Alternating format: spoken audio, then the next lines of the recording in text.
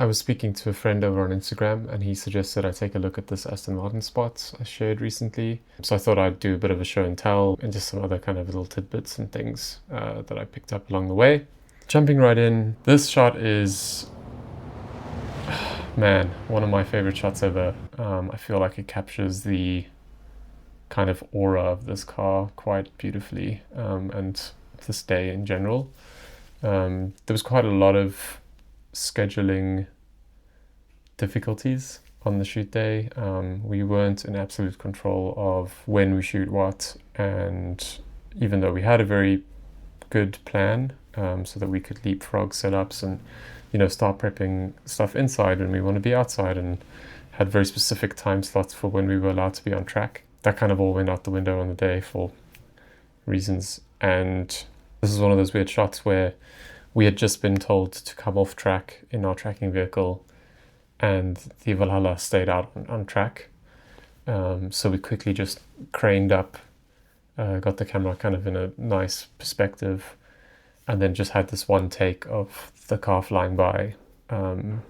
Super happy with my operating on this.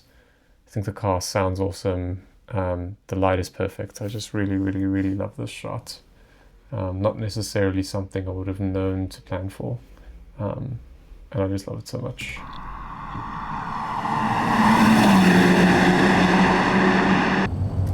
That last little bit of sun on the corner of the grandstand over there is just something else. We really wanted this, slowly rolling down the straight and the Valhalla flying by, and this was the result of that idea.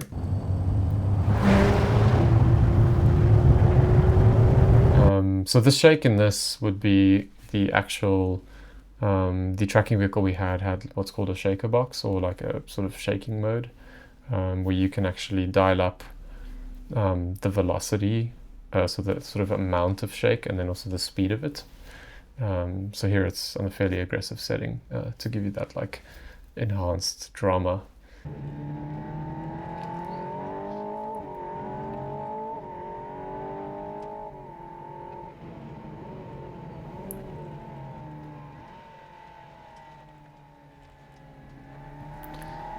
So that is my little Sony ZV E10 II. Great little Sony cam that shoots 250 megabits per second, 4:2 S-Log3. What makes it special for this kind of stuff is the size, and also it doesn't have IBIS, which in the case of hard mounting cameras is a much more reliable image, in the sense that you don't have micro vibrations and stuff shaking the sensor around. So you can see in this clip, it's really, really rock solid. The car's going 280 kilometers an hour, with the camera on the suction mount up against the windshield, and then the sort of body of the camera is just resting on the dashboard on some foam or something, just to protect the dash. But if we had done this with an FX3 or something, it would still be a nice shot. And in reality, we often end up adding shake to a lot of this stuff. But yeah, this little camera works really well for that. I shot it on a 28mm Voigtlander Nocton. I was looking around because I thought it might be on my desk, but it isn't. And then I also used this little guy on that, which is basically, it's like a cheap Amazon wide angle adapter. This one says 0.5x high definition AF wide angle lens. It gives me a wider field of view, and because of the fairly low quality of the glass and stuff, dirties up the image a lot, especially around the edges. It can be a little bit too intense on full frame cameras, although quite interesting as well. But yeah, fun little thing. And then I just added a step-up ring on here so I can use screw-on indies, and then a step-down ring to the appropriate lens size. When I run the Leica M lenses on my Sony, I also have this really nice M to E mount by Earth, which has a helicoid in it. I didn't really intend for this talking head to be like a demonstration, but here we are. Which basically turns the lenses into much better close focusing lenses by pushing the lens further away from the sensor. So yeah, this next shot is also the Voigtlander on like a mount with that same attachment.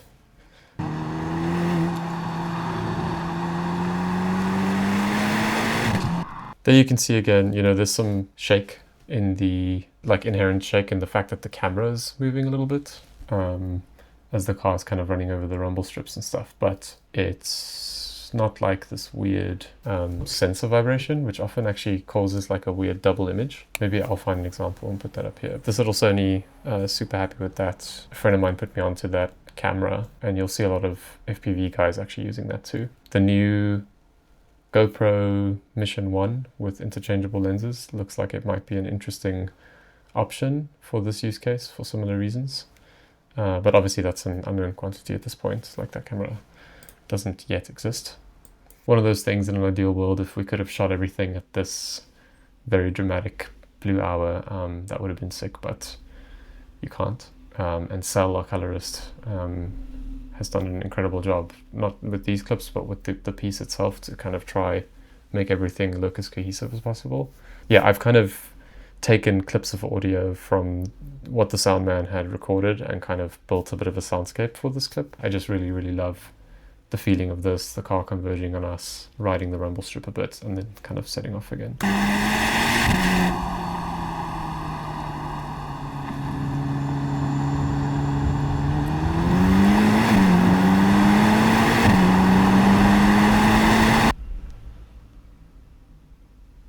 The slow shutter stuff is really fun to shoot, quite challenging because you feel like you're always a couple steps behind where the car is. But this, I would think, looks like about 6 frames per second with a 360 shutter. In fact, I could check. 2, 3. Okay, so there's 3 static frames, which would mean 8-ish frames per second. 360 shutter. Just trying to get some of these cool little whips and things.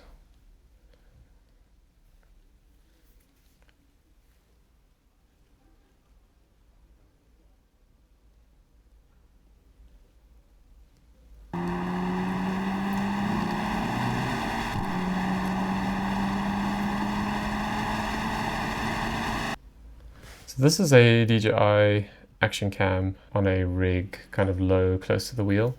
I tested something like this about a month before we shot this when I was drifting in Japan. I'm trying to remember if I had a diopter on. I don't think so. I think this is just with an ND filter.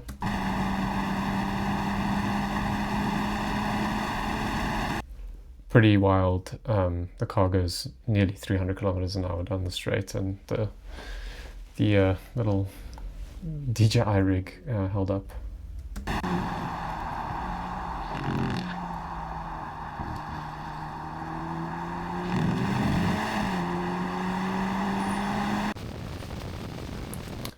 This is pretty much the same rig, just a slightly different angle.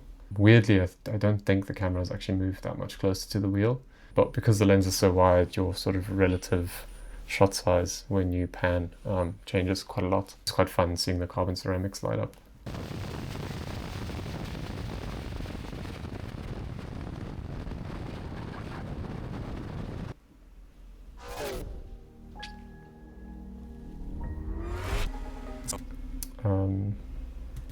This is using a little screw-on diopters on the super speeds, kind of cheap and cheerful way to get a very textured close-up like this. This is quite fun. So this is a POV with our precision driver. And for this I actually used a DJI Action 5, but I used a, was it the same as this? Yeah. A +2 diopter, so you'll see there's kind of quite a lot of kind of like edge fall off, and the background is soft and the inside of the car is much sharper than usual, but I think it gives it like an interesting kind of more focused feeling. Really tricky to set exposure for this stuff with how dynamic the weather was and this late sort of time of day. So all of this stuff kind of with the sun coming in from the side looks pretty good, I think. I did run into some trouble when we're driving directly into the sun, so like into backlight, where the diopter causes a bit of like weird double reflection. So if you look like top left here, because the glass is not exactly, I guess it kind of is, but because this little lens on the DJI Action is already kind of like something that sits on top of the actual lens, you end up with just like too much glass and too many pockets of air between different elements of glass. And so even down here, you can kind of tell that there's light bouncing around inside the lens itself, which is a bit of a bummer because I really like the look overall. I did find as well, like, where that becomes quite obvious that that's what's happening. If we get back onto the main straight, the DJI has this little red ring around the front of the lens, and you can actually see, if you pay attention here, you can actually see like a red halo here in these darker parts of the image, and I'm pretty sure that's, you know, the red kind of paint bouncing off the inside of this diopter and then back onto the lens.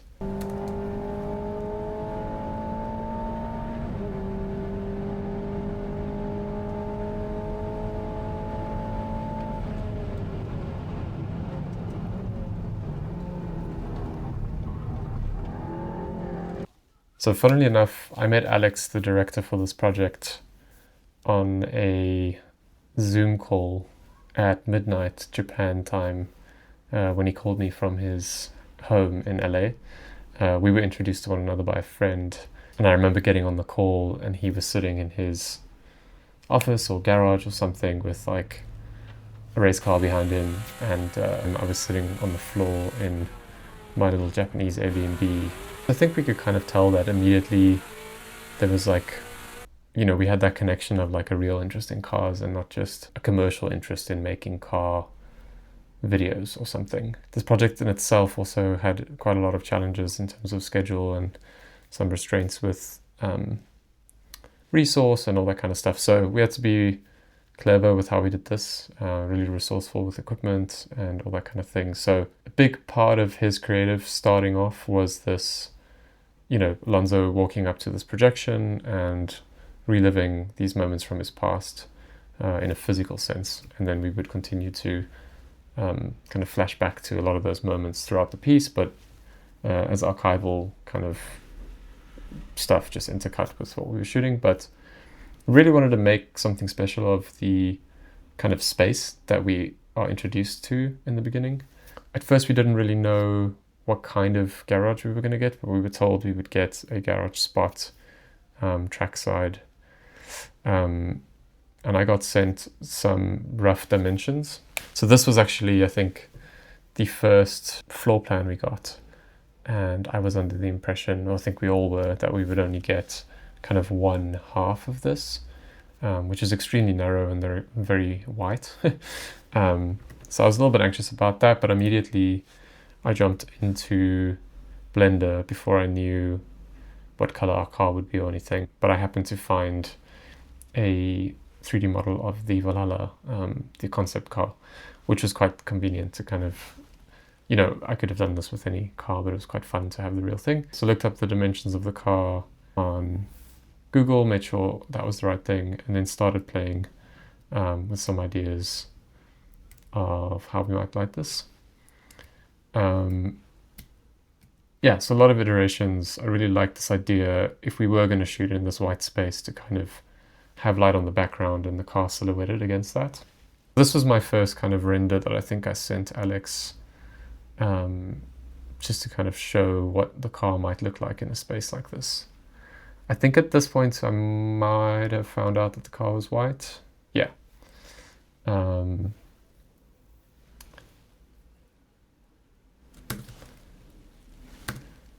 then this was, once I'd actually gotten the dimensions of the real space we'd be in, I did this little walk around of what the car would feel like in that kind of space. I think this back shot is obviously something we really liked from this and then did on the actual shoot day. A lot of these closer angles of the car. This is really useful to get an idea of like car placement and just like spatial awareness, you know, to kind of understand what you're walking into. That was, you know, basically took the floor plan and import it into Blender as a image plane and then scale the set to fit. So I started liking this idea of maybe just having one row of tubes. I think the minimalism of that started to appeal to me a lot. As much as this, in theory, made a lot of sense to me, in actual sort of practice, it started just looking really messy and yeah, so anyways, I started exploring this idea of having 2 rows of tubes like this. So that was probably my favorite image that made me change my mind about how we would light this. The afternoon before our shoot, we were able to go to the track and start having a look. And you can see it wasn't so much of a pre-light per se, but we were able to have the kit delivered that day and install the tubes into the real space, starting to get an idea of what the car looks like in the real space and how we might block our action. It's important to have a pretty solid plan of how you intend to do this stuff when you're working with celebrity talent. You don't really have time to just try things on the shoot day. Super tricky car to shoot inside, tricky car to shoot in general, being that it's a carbon monocoque, so none of my magnetic mounts that I like to use are able to fit on the car. You can't really clamp to anything in the interior because everything is super valuable, and there's just not a lot of kind of flat spaces or just space in general to rig anything to. So yeah, really challenging.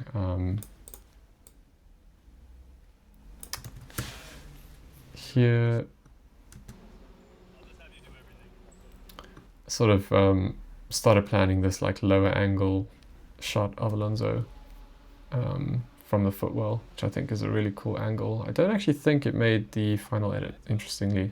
Getting an idea of what some of our upshifts and stuff would look like.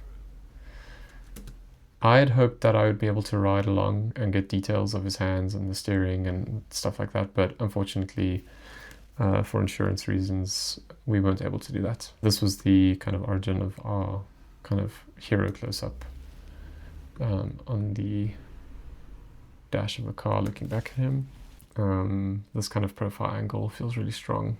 I like this like kind of frame within a frame thing that's going on here. Here you can see I had a aperture light with a, what do you call it?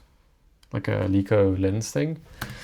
And I was trying to see if I could replicate something like I mentioned earlier, this sort of like lit up wall, so have a stronger silhouette of a car.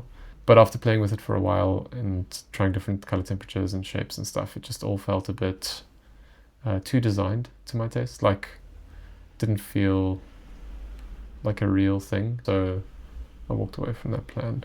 So it was quite nice, just get an idea of how all the elements play together in the space.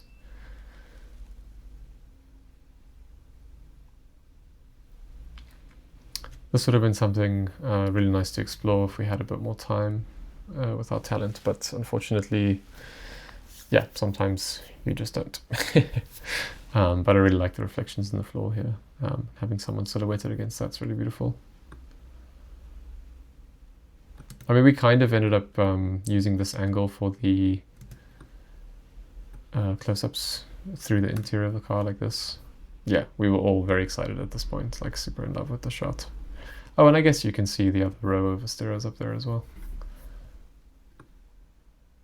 I'm normally not a huge proponent of seeing Asteros in shot, unless in this sort of context, you know, these are the kinds of lights that would be in this sort of space anyway. So I think it just becomes a practical source and you don't really question it so much. Poor man's process, little textural like hand shots and steering wheel and that kind of stuff, shot in the garage. My gaffer is just waving a flag and sort of panning a lamp on and off a hard light to get some kind of movement going. You have to kind of dig deep to find good moments here, but they do exist. Yeah, so this is from the actual shoot day. Once we'd rigged the ZV in the footwell, this was that angle I mentioned earlier, which actually looked really cool. See if there's a moment of him actually driving. Yeah, just before we lost signal to the transmitter. This is just recorded on my iPad. I used my little Axoon transmitter on the ZV.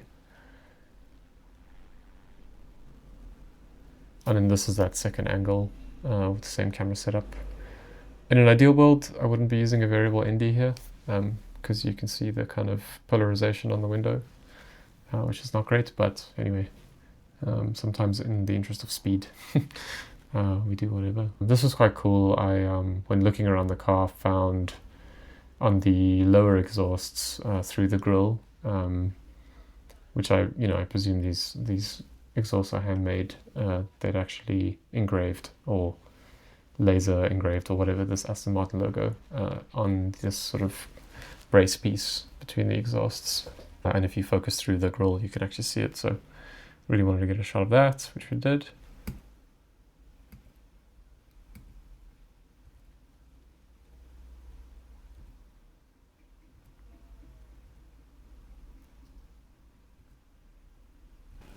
This is just in here to show, this is essentially the same rig I used for the low angle of the wheel. So this was some stuff I tested a couple of weeks before that shoot. Quite convenient to be able to test something like this.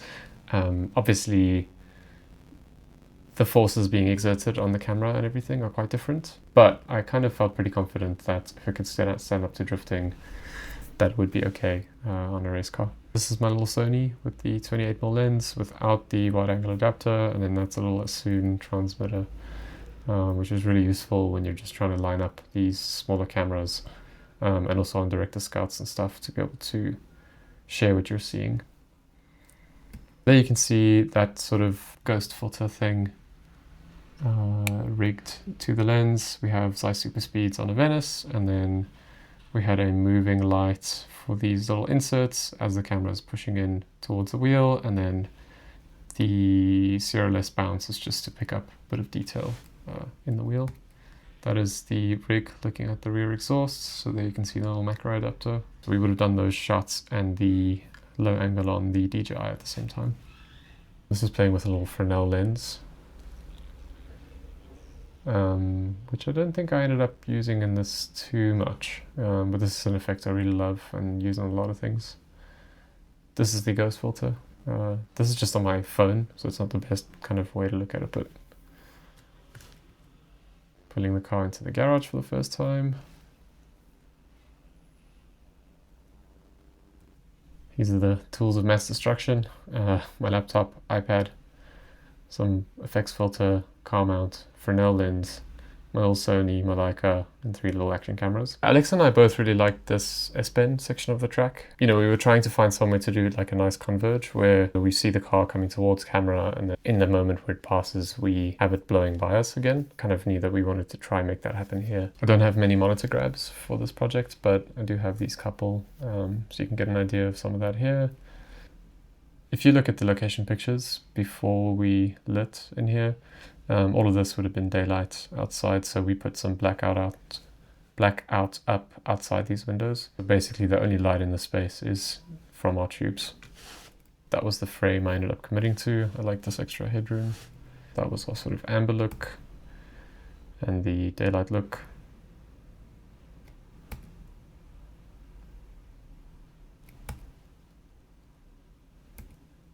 It was a small and mighty team on this one, and the director and I really wanted something like this for our reels. And so not only was it a really fun time, but it was really valuable to us to do a good job here. And so we both went above and beyond to try and make this as good as it can be. And I'm really proud of what we made and super grateful that I had the opportunity to make this, both creatively and just as an experience thing. And super happy to share it with you guys. And if you have any other questions about anything, please let me know, and I will maybe do another video or just respond below. Yeah, thank you guys.